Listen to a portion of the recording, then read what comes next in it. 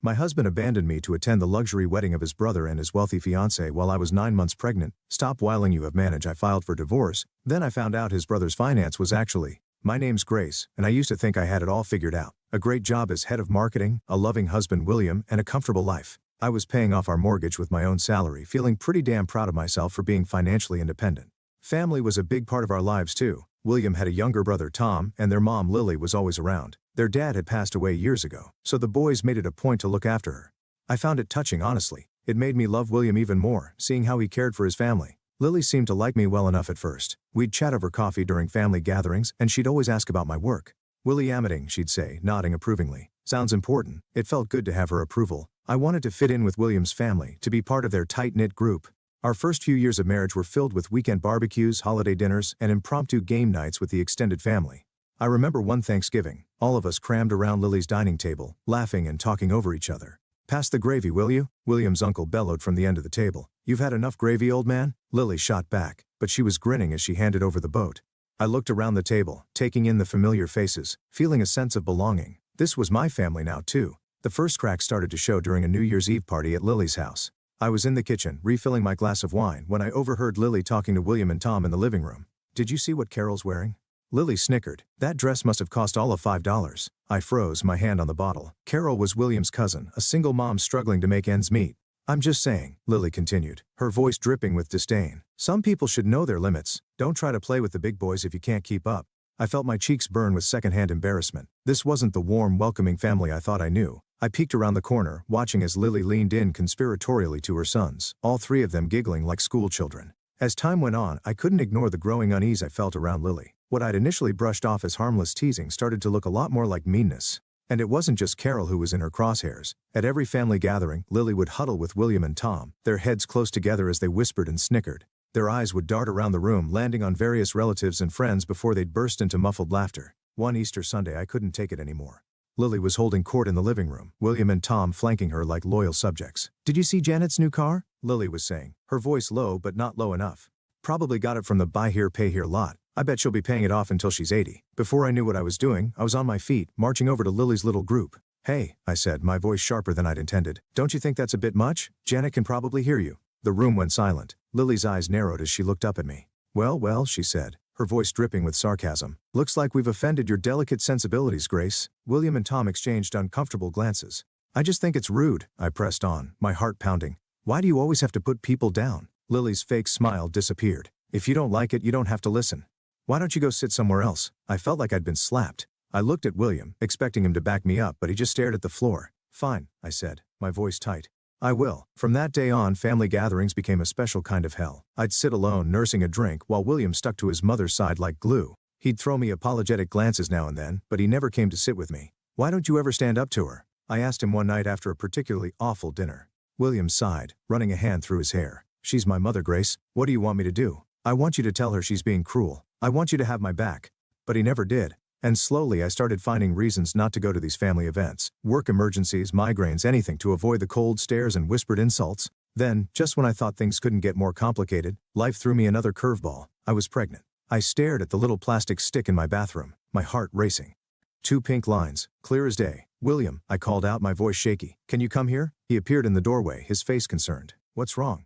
Wordlessly I held out the test. His eyes widened as he took it from me. He pulled me into a hug, and for a moment I felt like maybe everything would be okay. Maybe this baby would bring us closer together, heal the rifts that had been growing between us. But life had other plans. The pregnancy was rough from the start. Constant nausea, dizziness, and a perpetual threat of miscarriage kept me on edge. My doctor put me on bed rest, which meant working remotely. As the weeks went by, my condition worsened. My eyesight started to deteriorate rapidly, a rare complication that my doctor said could be temporary but might also be permanent. Squinting at my laptop became impossible. With a heavy heart, I had to quit my job. I needed William more than ever, but he seemed to be drifting away. He'd come home late from work, citing extra projects or drinks with colleagues.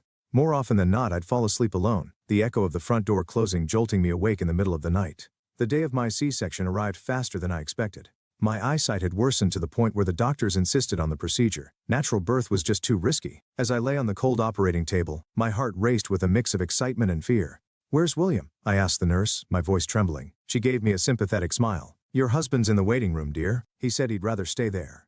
The surgery went smoothly, and soon I heard the most beautiful sound, my son's first cry. As they placed him on my chest, I felt a rush of love so intense it took my breath away. Later, in the recovery room, William finally showed up. His face was a mask of discomfort and annoyance. "Look, Grace, I gotta say something. This whole thing? It's not right." I blinked, confused. "What do you mean?" He ran a hand through his hair, frustration evident in every movement. "Normal women give birth on their own, without all this surgery crap. And men? We're not supposed to be here for this. We should be meeting our wives and kids at home, like in the old days." His words hit me like a punch to the gut. "William, I couldn't risk. Save it." He cut me off. "I'm heading home. This place gives me the creeps." The next few weeks were a blur of sleepless nights and endless feedings. William was rarely home, and when he was, he contributed nothing to our son's care. Instead, he'd complain constantly. "Can't you shut him up?" he'd growl as our baby cried in the middle of the night. "I'm trying," I'd say, exhaustion weighing heavily on me. "He's teething, William. It hurts him." But William had no patience for it. "All you do is focus on the kid. What about me? What about our sex life?" I'd stare at him in disbelief. Here I was running on 2 hours of sleep, still recovering from major surgery, and he was worried about sex. As the weeks turned into months, William's dissatisfaction grew. One evening, as I was trying to soothe our fussy 6-month-old, he dropped a bombshell. "You need to go back to work," he said flatly. I turned to him, shock written all over my face. "What? But the baby?" "We'll hire a nanny," he interrupted. "We can't keep living like this, Grace. We need the money." I wanted to argue, to tell him that our son needed me, that I wasn't ready, but the determined look in his eyes told me it was pointless. So, with a heavy heart, I started job hunting. Finding work with my compromised vision wasn't easy. I eventually landed a position at a smaller company, but the pay was less than what I'd earned before. When I told William, his reaction was predictably negative. "That's it?" he scoffed. "We're paying a nanny for this?" I felt tears pricking at my eyes. "I'm doing my best, William. It's not easy with my eyesight." "Excuses," he muttered, walking away. And so began my new reality, rushing to work each morning, guilt gnawing at me as I left my baby with the nanny. Struggling through the day with my limited vision, then coming home to a resentful husband and a child who needed me. Time flew by in a haze of work, childcare, and mounting tension at home. Before I knew it, 2 years had passed since my son's birth. Despite the challenges, I loved him fiercely, and found joy in his every milestone. Family gatherings remained a source of stress, particularly due to Lily's behavior. She'd sweep in, playing the doting grandmother for show, but her indifference was palpable. Come to Grandma, she'd coo, arms outstretched to my son, but he'd cling to me, turning his face away from this unfamiliar woman. Lily's face would darken with anger. "What have you been telling him about me?" she'd hiss. "You're turning my own grandson against me." I'd try to explain, my voice tired. "He just doesn't know you well, Lily. If you visited more often, don't you dare blame this on me," she'd snap, stomping off to complain to William. Then, one ordinary Tuesday morning, my world tilted on its axis once again. I stared at the pregnancy test in my hand, my heart racing. Positive. I was pregnant again. Fear gripped me. My first pregnancy had been so difficult, my health so compromised. Could my body handle another? But as I calculated the weeks, I realized I was already well into the one-stone trimester. The decision, it seemed, had been made for me. With shaking hands, I called William at work. "What is it?" he answered, his tone impatient. "William, I'm pregnant." There was a long pause. Then, "Look, Grace, I'm busy. We'll talk later. Just don't quit your job, all right? We can't afford that." The line went dead. I sat there, phone in hand, feeling more alone than ever. Thankfully, this pregnancy proved easier than my first. My morning sickness was manageable, and my vision remained stable. I continued working, determined to provide for my growing family. But as my belly swelled, the distance between William and me seemed to grow exponentially. He spent more and more time at his mother's house, often not coming home until late at night. One evening, as I struggled to put our son to bed while balancing my swollen belly, William walked in. "Hey," I said, hopeful for some help. "Can you read him a story? I'm exhausted." William glanced at us, then at his watch. "Can't. I promised Mom I'd help her move some furniture." "Don't wait up." As the door closed behind him, I felt a tear slide down my cheek. I looked at my son, his big eyes staring up at me trustingly, and at my rounded belly, home to a child I already loved fiercely. As my 7th month of pregnancy rolled around, I found myself preparing for Thanksgiving. Guests started arriving in the afternoon. My parents came early, my mom immediately rolling up her sleeves to help in the kitchen. Friends and relatives trickled in, filling our home with chatter and laughter. Just as I was about to serve dinner, the doorbell rang. It was Tom, William's younger brother, and to everyone's surprise, he had a woman with him.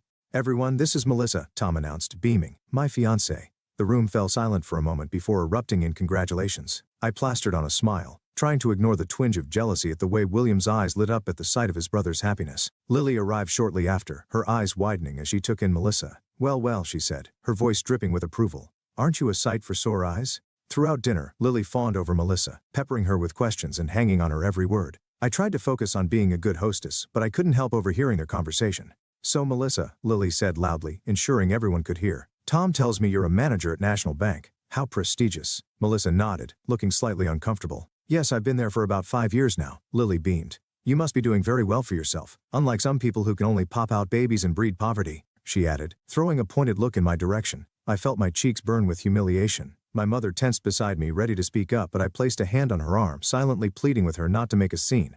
"You know," Lily continued, her voice sickeningly sweet, "Melissa here makes $15,000 a month. Now that's the kind of daughter-in-law I've always dreamed of. Smart, beautiful, successful." Tears pricked at my eyes as I remembered the years I'd spent supporting our family, paying the mortgage, building a career I was proud of. All of that seemed forgotten now. "I think we should continue this lovely evening somewhere more suitable," Lily announced, standing up.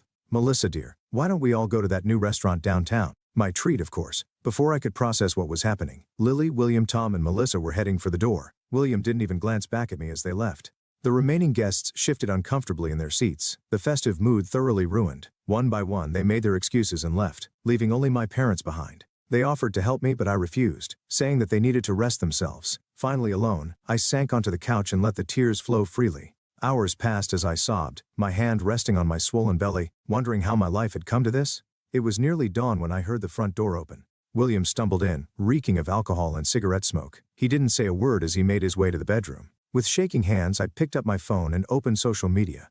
There they were, Lily, William, Tom, and Melissa, grinning for selfies at an expensive nightclub. The caption read, "Best Thanksgiving ever with my real family." As my due date approached, I felt a mixture of excitement and anxiety. The doctors had scheduled my C-section, insisting it was the safest option given that it had been less than 3 years since my last one. I tried to focus on preparing for our new arrival, but I couldn't shake the feeling that something was off with William. One chilly winter afternoon, I found him unpacking bags full of summer clothes. "What's all this?" I asked, puzzled. William shrugged, barely meeting my eyes. "Just saw a good sale. Thought I'd update my wardrobe." It didn't make sense, but with the impending birth occupying my thoughts, I pushed my suspicions aside. I'd been meticulously saving money in a separate account, determined to take a couple of months off work to recover and bond with the new baby. My workplace had approved 2 months of unpaid leave, which was a relief. I'd set aside enough for the mortgage, bills, and even a babysitter for our 3-year-old. For once I felt prepared. 3 days before my scheduled C-section, chaos erupted. I was resting on the couch when William burst through the door, Lily hot on his heels. "Hurry up," Lily barked as William rushed to our bedroom. I struggled to my feet, waddling after them. William was throwing clothes into a suitcase, the summer clothes he'd bought. "William," I said, my voice rising with panic. "What are you doing?" He barely glanced at me. "Tom's getting married in Hawaii. We're all going." The world seemed to tilt beneath my feet. "What? But my C-section is in 3 days. Who's going to take care of our son?" William zipped up his suitcase, finally meeting my gaze with cold indifference. "You'll manage. You always do." Before I could respond, he brushed past me, Lily, ushering him out. The door slammed, leaving me in stunned silence. Reality crashed over me like a tidal wave. I scrambled for my phone, hands shaking as I checked our joint account. Empty. All the money I'd saved, gone. With trembling fingers, I dialed William's number. He answered on the final ring. "What?" he snapped. "The money," I choked out. "All our savings. Where is it?" There was a pause, then a cold laugh. "We needed it for Tom's wedding gift." "Don't be so greedy, Grace." The line went dead. A sharp pain lanced through my abdomen. I looked down in horror to see a puddle forming at my feet. My water had broken. Panic seized me. I couldn't go into labor now. The risk to my previous C-section scar was too great. With one hand on my belly and the other clutching my phone, I called emergency services. The hospital was chaos, doctors shouting, machines beeping. I woke hours later to the gentle beeping of monitors. My mother's tear-stained face swam into view. "Grace," she whispered, squeezing my hand. "You're okay. The baby's okay." Slowly the fog lifted. I'd nearly died. My baby had nearly died, but we'd made it. 3 days after the emergency C-section, I was feeling surprisingly strong, both physically and emotionally. The doctors were pleased with my recovery and gave me the green light to go home. William hadn't called once since he'd left for Hawaii. Not to check if I was alive, not to ask about his new son. In that moment, I knew our marriage was over. I called my parents and asked to stay with them for a while. Their response was immediate and supportive. My parents doted on both boys, giving me time to rest and recover. I started researching divorce lawyers and gathering documentation of our finances. Then, exactly a week after I'd left the hospital, my phone rang. William's name flashed on the screen. I let it go to voicemail twice before finally answering on the third call. "Where the hell are you? Why aren't you at home?" William's voice was a mixture of anger and confusion. I took a deep breath. "I'm at my parents', William, with both of our sons. I've filed for divorce." There was a moment of stunned silence, then a bark of laughter. "Divorce? Are you kidding me? After everything I've done for you? Everything you've done?" I felt a surge of anger. "You mean like abandoning me right before I gave birth? Or stealing all our savings?" "Oh, get over it," he scoffed. "I'll pay you back. No problem. In fact, I don't even want to see you again. You know why? Because I'm going to be rich." He launched into a tirade about how Tom's new wife had offered him a job as her deputy at the bank, how they were going to start their own financial company, how she was going to make them all wealthy beyond their wildest dreams. You never believed in me, Grace, he spat. You always shot down my ideas, always held me back. Well, guess what? I'm free now. And you're just a loser who can't see potential when it's right in front of her. The divorce proceedings moved quickly. To my surprise, William didn't contest anything. He returned the money he'd taken from our accounts and agreed to pay alimony. When I came to the house, I had years of mortgage statements proving I'd been the one making payments. The judge awarded it to me without hesitation. The day I returned to my house with the boys, William was there, packing up the last of his things. He sneered as I walked in, the baby in my arms and our toddler holding my hand. Enjoy this dump while you can, he said, hefting a box. I'll be in a mansion soon, swimming in cash. You'll see what you missed out on. As he walked out the door, I felt a weight lift off my shoulders. The house suddenly felt bigger, brighter. A year and a half had passed since the divorce. Life had settled into a new normal for me and my boys. I'd returned to work, finding a balance between my career and motherhood. It wasn't always easy, but we were happy, healthy, and thriving. One ordinary Tuesday, my phone buzzed with a news alert. As I read the headline, my jaw dropped. Local banker exposed as fraud leaves family in ruins. The article detailed a shocking scandal. Melissa, Tom's wife, had been running an elaborate con. She'd convinced William, Tom, and Lily to take out massive loans to fund a non-existent financial company. They'd even mortgaged Lily's house, pouring every penny they had into this imaginary venture. But Melissa wasn't a banker at all. The office she'd shown them was a short-term rental, a prop in her elaborate scheme.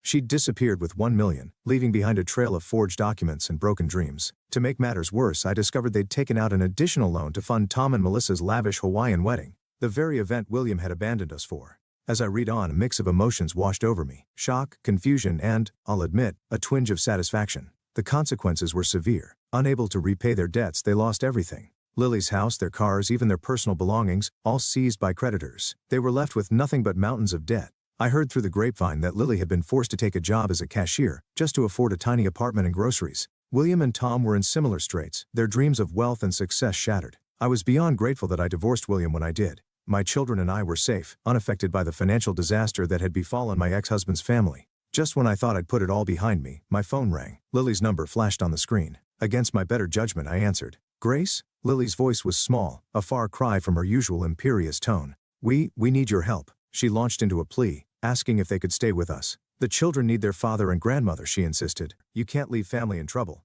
I took a deep breath, memories flooding back of Thanksgiving humiliation, of being abandoned before my C-section, of the countless times they'd belittled and dismissed me. Family? I said, my voice steady. You weren't concerned about family when you left me alone, pregnant and in danger. You weren't concerned about family when you stole my savings. You weren't concerned about family when you called me a loser. Lily started to protest, but I cut her off. I'm sorry you're in this situation, Lily, but I'm not responsible for the choices you, William, and Tom made. My priority is my children, and I won't expose them to the chaos you've created. Please don't contact me again. I hung up, then immediately blocked her number. As I sat down the phone, I felt a weight lift off my shoulders. It was done, truly done.